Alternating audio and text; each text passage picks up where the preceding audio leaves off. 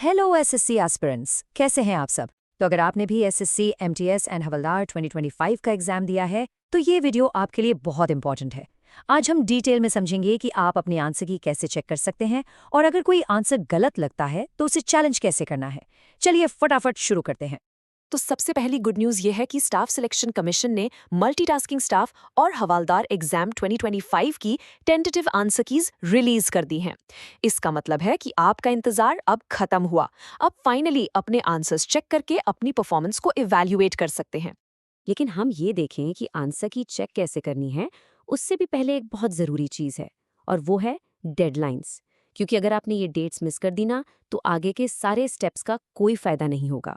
तो इन डेट्स को बहुत ध्यान से देखिए। जो चैलेंज करने की विंडो है वो 3 मार्च शाम 6 बजे खुलेगी और 6 मार्च शाम 6 बजे बंद हो जाएगी। मतलब आपके पास सिर्फ और सिर्फ 3 दिन हैं। इस टाइम का ध्यान रखना बहुत ज़रूरी है क्योंकि इसके बाद कोई भी रिक्वेस्ट एक्सेप्ट नहीं की जाएगी।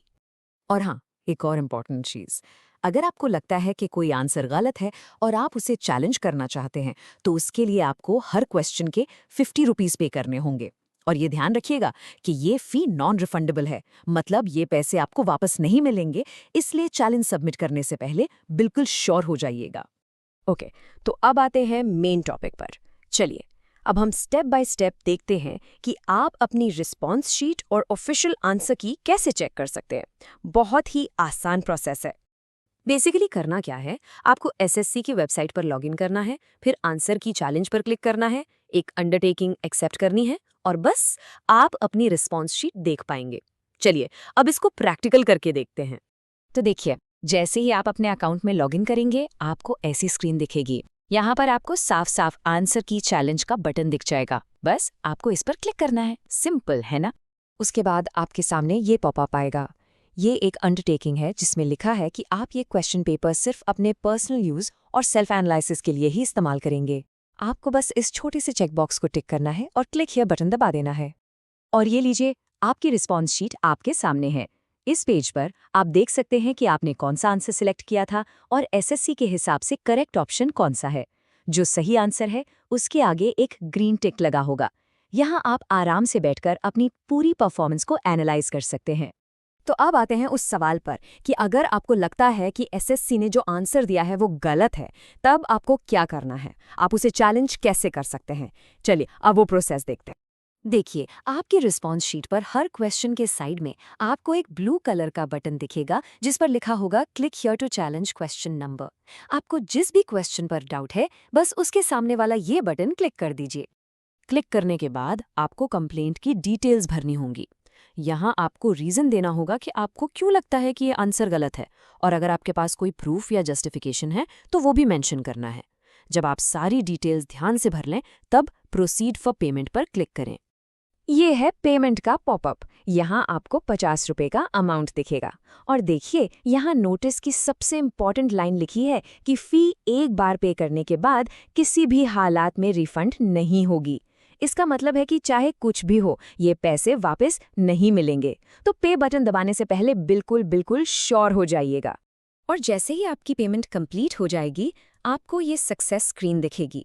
ये ग्रीन चेक मार्क और message your challenge has been completed successfully इस बात का कंफर्मेशन है कि आपकी रिक्वेस्ट एसएससी के पास सक्सेसफुली सबमिट हो गई है। चलिए अब जल्दी से कुछ बहुत ही ज़रूरी पॉइंट्स देख लेते हैं जो ऑफिशियल नोटिस में दिए गए हैं। इनका ध्यान रखना बहुत ज़रूरी है ताकि कोई भी प्रॉब्लम ना हो। पहला पॉइंट, हो सकता है कि क्वेश्चंस और ऑप्शंस का सीक्वेंस आपके एग्जाम से थोड़ा अलग हो, तो इससे कंफ्यूज मत होना। दूसरा, जैसा हमने पहले भी बताया, 50 रुपए की फीस नॉन रिफंडेबल है। तीसरा, चैलेंजेस सिर्फ ऑनलाइन पोर्टल से ही एक्सेप्ट किए जाएंगे, ईमेल या पोस्ट से नहीं। चौथा, ये रिस्पॉन्स शीट सिर्फ आपके पर्सनल यूज के लिए है। और पांचवा, जो कि बहुत जरूरी है, डेडलाइन खत्म होने के बाद आप अपनी रिस्पॉन्स शीट नहीं देख पाएंगे, इसलिए यूज पहले से ही सेव या प्रिंट करके जरूर रख लें। देखिए, एसएससी ने अपने नोटिस में ये बात बिल्कुल साफ साफ लिखी है। Representations received after 6 p.m. on 6/3/2026 will not be entertained under any circumstances. मतलब 6 मार्च शाम 6 बजे के बाद मिली हुई किसी भी रिक्वेस्ट पर कोई ध्यान नहीं दिया जाएगा। ये डेडलाइन फाइनल है। तो एक आखिरी बार अपने फ़ोन में रिमाइंडर सेट कर लीजिए, 6 मार्च 2026 शाम के 6 बजे, भूलना मत। कोशिश करिएगा कि आप डेडलाइन से काफ़ी पहले ही सब कुछ चेक करके सबमिट कर दें। तो ये था पूरा प्रोसेस आंसर की चेक करने का और चैलेंज करने का। सबसे इम्पॉर्टेंट बात ये है कि आपको तैयार रहना है और उस 3 दिन की छोटी सी विंडो में ही एक्शन लेना है। मेरी तरफ से सभी एस्पिरेंट्स को ऑल द बेस्ट। अगर आपको ये वीडियो हेल्पफुल लगा हो तो प्लीज़ लाइक, शेयर और चैनल को सब्सक्राइब करना मत भूलना। सारे पीडीएफ्स के लिए मेरा टेलीग्राम चैनल ज्वाइन करें।